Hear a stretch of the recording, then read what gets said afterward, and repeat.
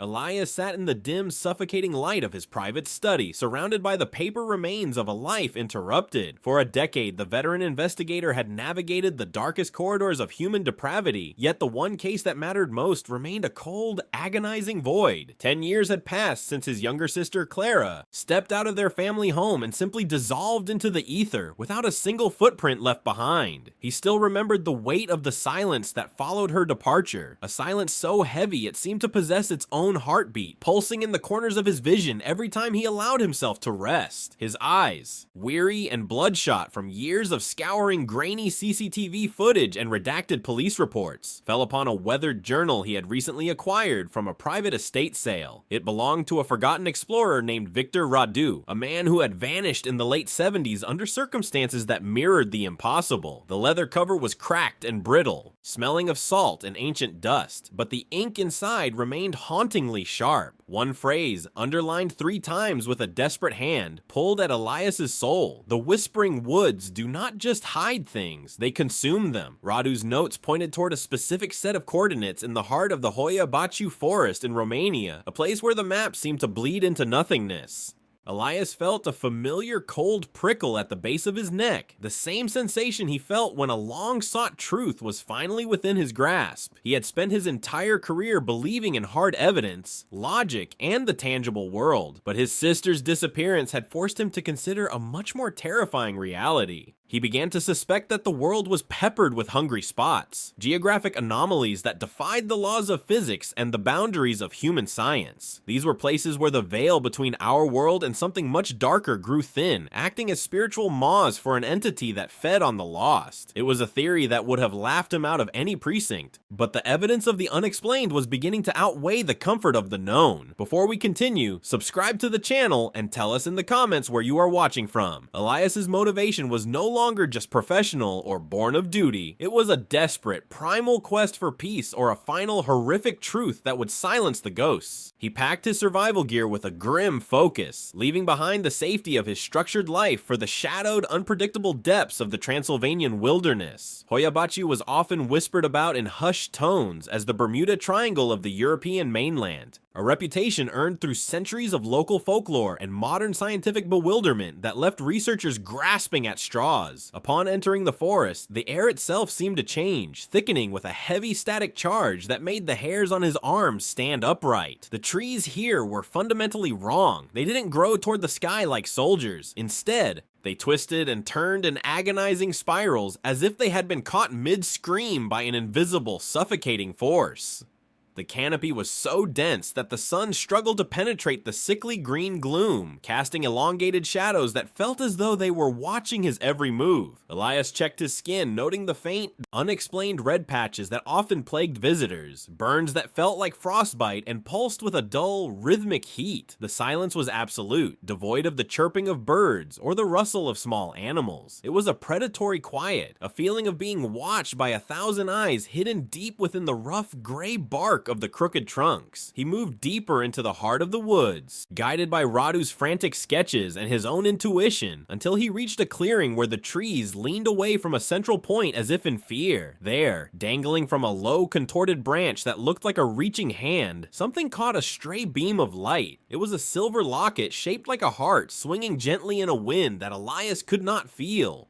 He approached it with a trembling hand, his heart hammering against his ribs. As he reached out to touch the cold metal, he noticed it was pristine. Despite the humidity and the years that should have passed, there was no rust and no tarnish. It was the exact locket he had given Clara. His fingers brushed the silver, and the forest seemed to hold its breath. The silver heart lay heavy in Elias's palm, a cold piece of his sister's life that had survived a decade in the Romanian wilderness without any visible mark of time. It was a physical impossibility that shattered his remaining skepticism. The Whispering Woods had given him a sign, but the trail did not end among those twisted trees. Following the cryptic notes in Victor Radu's journal, Elias realized the anomalies were not isolated incidents, but nodes in a global network of hungry spots. To find the next link, he had to leave the land behind and face the most infamous maw on the planet, the Bermuda Triangle. The transition from the dense, suffocating canopy of Hoia Baciu to the vast, unforgiving expanse of the Atlantic Ocean felt like stepping into another dimension. The air in the Florida Keys was thick with salt and secrets, a place where the horizon seemed to stretch further than logic allowed. Elias spent his first few days scouring local archives, looking for anything that connected the geometric patterns Radu had mapped to the countless vessels lost in these waters. He was not just looking for myths like Flight 19 or the Mary Celeste. He was looking for the survivors who had been silenced by time or fear. He eventually tracked down a man named Captain Miller, a recluse living in a rusted shack on the edge of the mangroves. Miller had been the sole survivor of a 1980s boating incident that the papers had called a freak storm. But as Elias sat with the trembling old man, the truth proved far more unsettling. Miller spoke of a day when the wind simply died, and the ocean became an endless flat mirror. The water turned to glass, Miller whispered, his eyes distant and clouded. He described how the depths became transparent, revealing things far below that no human eye was meant to see.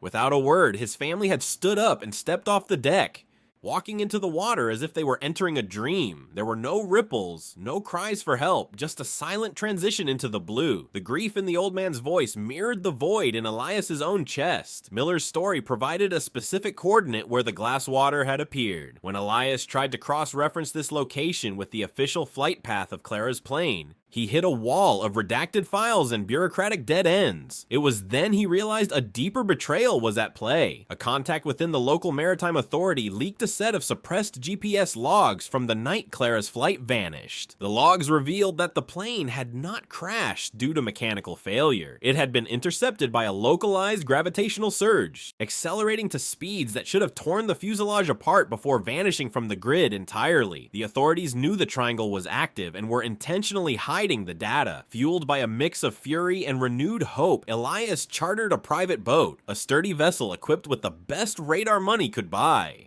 He steered the vessel carefully toward the coordinates Miller had provided, the sun beginning to dip toward the horizon in a blaze of bruised purples and oranges. Without warning, a wall of unnatural fog rose from the sea, thick and yellowish, smelling faintly of ozone and ancient sulfur. The temperature plummeted, and the vibrant Caribbean blue turned into a slate gray abyss.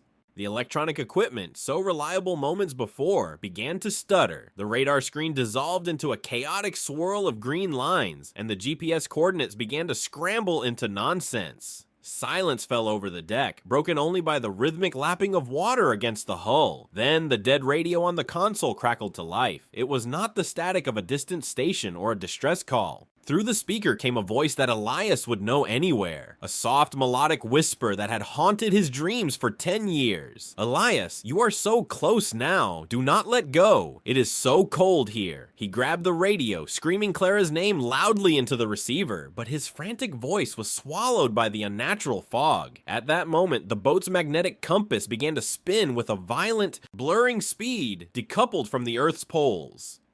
Below the hull, a massive bioluminescent shadow began to rise from the depths, its light glowing like a subterranean sun through the dark, glassy water. The boat groaned as the sea itself seemed to pull them down slowly into the rising glow.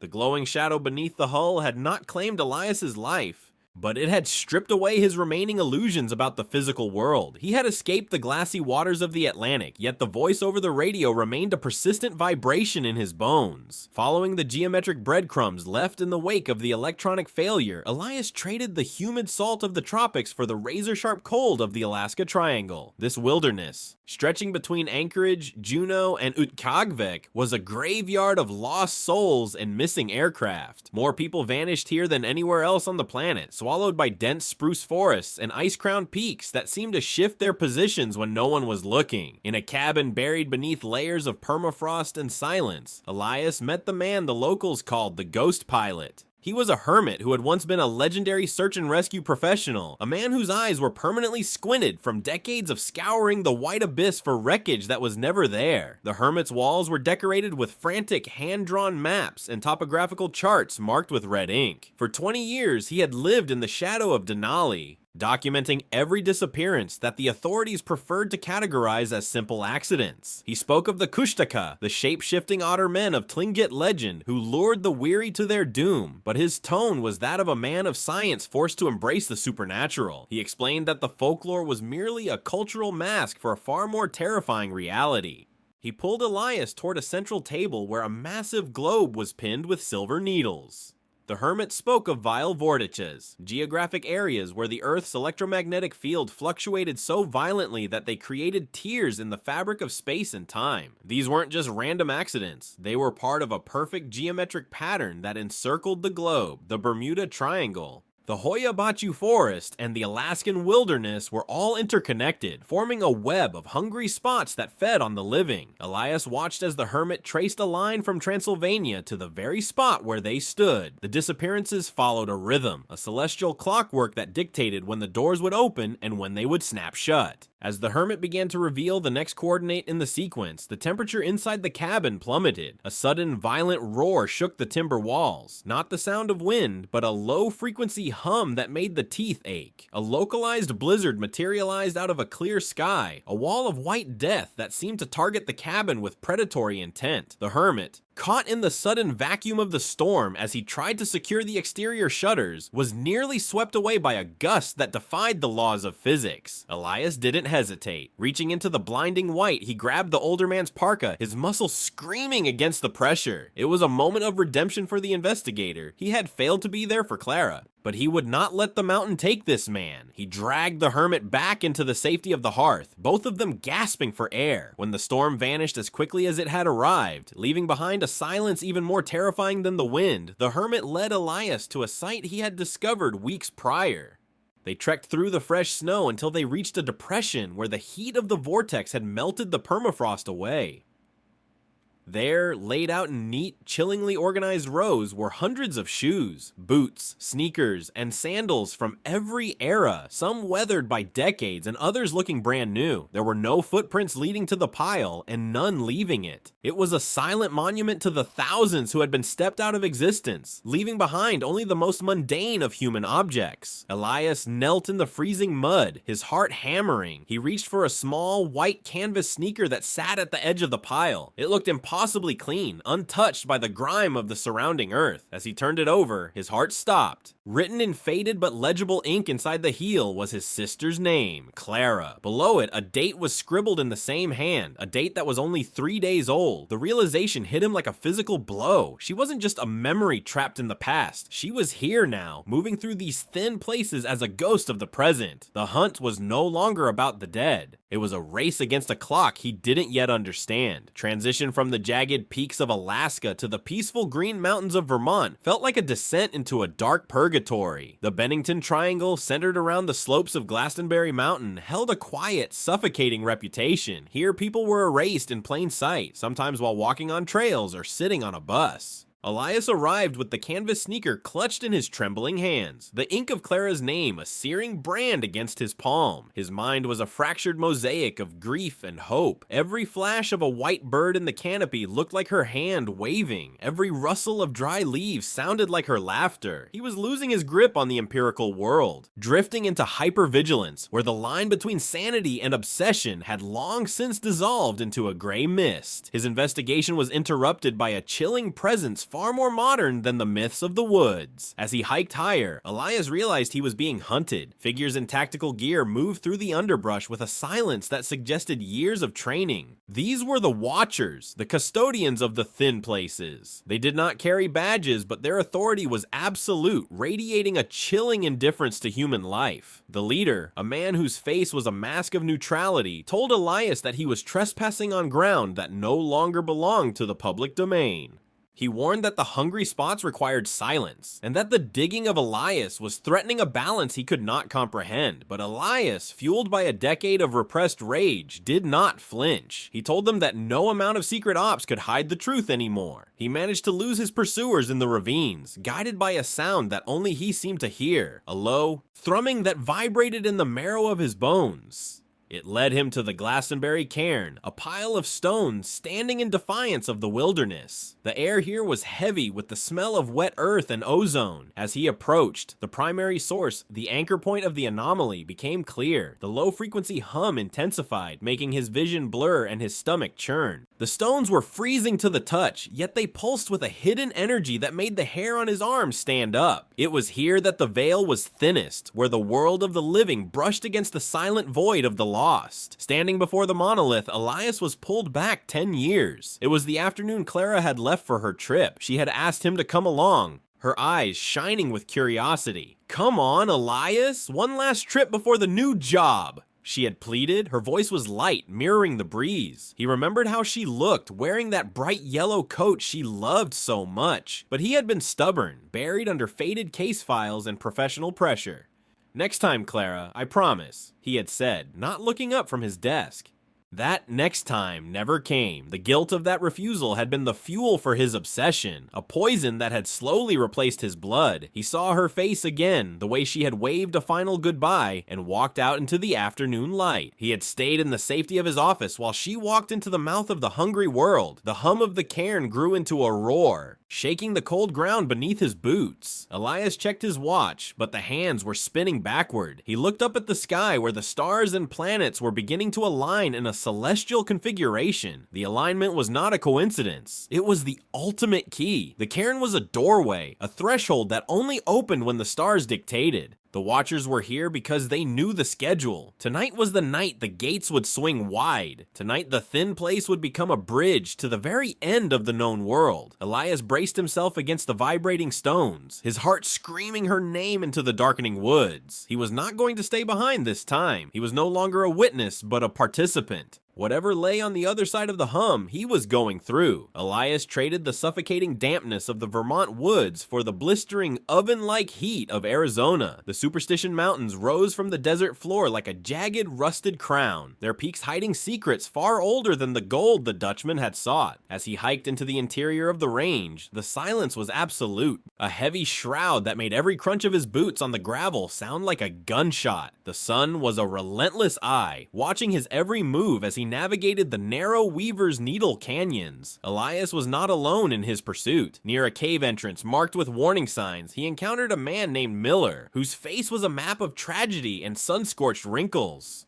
Miller was not a seeker of truth. He was a bringer of fire. He sat beside a pile of industrial explosives, his eyes fixed on the rock face with a chilling, single-minded focus. His son had vanished here 5 years ago, seemingly evaporated into the thin desert air. Miller didn't want answers anymore. He wanted vengeance. He aimed to blow the very foundation of the mountain apart, hoping to kill whatever lived in the shadows. Elias stood his ground, the locket in his pocket feeling like a hot coal. He argued that the mountain was a doorway, not a tomb. To destroy the rock was to bury the people trapped inside forever. The tension between them was electric, a clash of two broken men standing on the precipice of madness. Their confrontation was interrupted by the shifting light of dusk. As the shadows lengthened, Elias noticed the petroglyphs etched into the canyon wall. They were unlike any he had seen in his research. They depicted hundreds of figures, their arms outstretched, walking into shimmering pillars of light that emerged from the stone. There was a terrifying serenity in the carvings. These people were not victims of violence. They were being pulled, harvested by a force they couldn't resist. The carvings seemed to pulse with a faint internal luminescence as the sun vanished, the stone absorbing the last fading rays of the day. Suddenly, the desert heat broke. It didn't fade, it was severed. In seconds, the temperature plummeted from 90 degrees to well below freezing. Frost bloomed on the iron-rich rocks, and the air became thick with the scent of ozone. Then came the shadow people. They were not ghosts, but distortions in the air, flickers of absolute darkness that moved with a disjointed rhythmic grace. The shadows didn't just move, they seemed to drink the remaining light from the canyon, turning the twilight into a thick ink-like substance. Elias could feel their cold curiosity, a predatory intelligence that didn't belong to this world. He realized then that the disappearances were not random acts of nature or simple kidnappings. They were a systematic harvest by an entity that viewed humanity as nothing more than a resource to be gathered when the celestial conditions were finally right. The ground began to groan, a deep, tectonic vibration that rattled Elias's teeth. A hidden seam in the rock face, concealed for centuries by shifting sands and ancient magic, began to grind open. It wasn't a natural cave, but a jagged maw leading into the absolute blackness of the mountain's interior. Miller's explosives lay forgotten as they both stared into the abyss. There, caught on a sharp outcropping of quartz just inside the entrance, was a strip of bright yellow fabric. Elias felt the entire world tilt. It was the hem of Clara's favorite coat, the one she had been wearing the day she stepped out of his life. A few feet further in, her leather satchel lay discarded on the stone floor, looking as though it had been dropped only moments ago. The trail of her life was leading him into the lightless depths. Without looking back at Miller, Elias stepped across the threshold, his flashlight cutting a lonely path into the heart of the mountain, following the echoes of a decade-old scream that still resonated in his restless, aching soul. The darkness beyond swallowed his light, promising a descent from which no man had ever returned unchanged. Yet he pushed forward into the maw of the earth, driven by a love stronger than his fear. The tunnel within the Superstition Mountains did not lead deeper into the earth, but across the fabric of reality. As Elias followed the trail of Clara's belongings, the air began to smell of salt and ancient stagnant seawater. The red Arizona rock dissolved into a translucent substance, pulsing with a bioluminescent glow. He was no longer in the desert. He had transitioned into the heart of the Dragon's Triangle, the Devil's Sea off Japan. This was the Nexus, the central node of the world's hungry places, a subterranean void existing in the blind spot of human perception. It was a cathedral of the forgotten, where physics were replaced by the heavy pressure of collective memory. The flashlight beam in Elias's hand felt feeble. As he moved, the floor shifted from stone to a glass-like surface, reflecting a sky of smoky nebulae. Around him, the architecture of the Nexus revealed itself, a terrifying collection of the lost. He saw them then, thousands of people suspended in pillars of amber light. They were from every era, a merchant, a Victorian child, pilots from the 1940s, and modern hikers lost in the wilderness. They were not dead, but held in a dreamlike stasis, their faces peaceful yet hauntingly vacant. This was the harvest, a storehouse of lives snatched from the thin places to fuel an insatiable cosmic hunger. His heart hammered as he ran past the frozen figures, searching every pillar. And then he saw her. Standing in a shaft of pale violet light was Clara. She wore the bright yellow coat, her hair tied back exactly as it had been the day she left his study. She hadn't aged a day. Her skin was smooth, her expression caught in mild surprise, as if she had just found herself in a strange room. To the world, 10 years had passed. To the Nexus, she was a fresh acquisition, preserved in the amber of the entity's desire. Elias reached out, his fingers trembling against the light. The barrier was cold, vibrating with the same low-frequency hum he had felt at the Vermont cairn. "Clara," he whispered, the sound swallowed by the oppressive, unnatural silence. The air suddenly thickened, and a shadow detached itself from the darkness. This was the entity, the sentient consciousness of the hungry places. It had no shape, but was a shifting mass of faces and voices, the manifestation of collective grief and every forgotten memory of those who had vanished. It spoke with an emotional resonance that vibrated in Elias's marrow. The entity didn't want his life. It wanted his essence and his tireless search.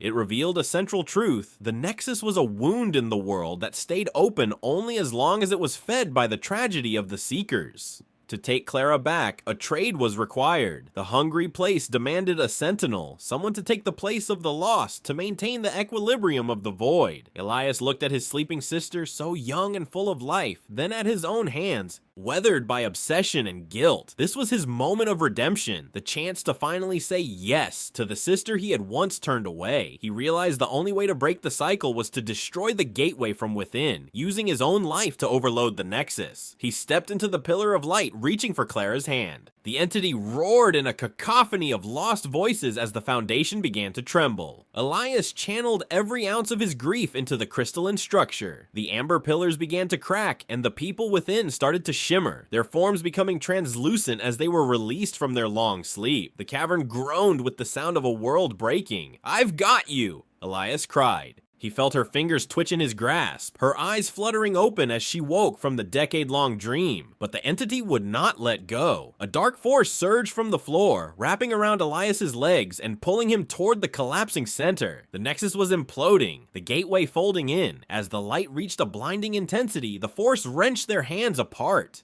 Elias saw Clara's terrified face as she was propelled toward the surface, while he was dragged backward into the darkness, his last sight being the yellow of her coat vanishing into the white light above. The roar of the collapsing Nexus faded into the rhythmic, salt-crusted pulse of the Pacific tide, on a remote stretch of the Japanese coastline known as the Devil's Sea. The dawn arrived with a clarity that scrubbed the world clean of its ancient shadows. There, curled among the driftwood and obsidian stones, lay a young woman in a bright yellow coat. Her breathing was steady, a miracle of biology returning to a world that had forgotten her name. When the local fisherman found her, she was clutching a weathered leather case so tightly her knuckles were white. Inside was the silver badge of a veteran investigator, the name Elias etched into the metal. Polished by the friction of a brother's final desperate grip, Clara woke in a sterile hospital room, her eyes wide with a confusion that transcended language.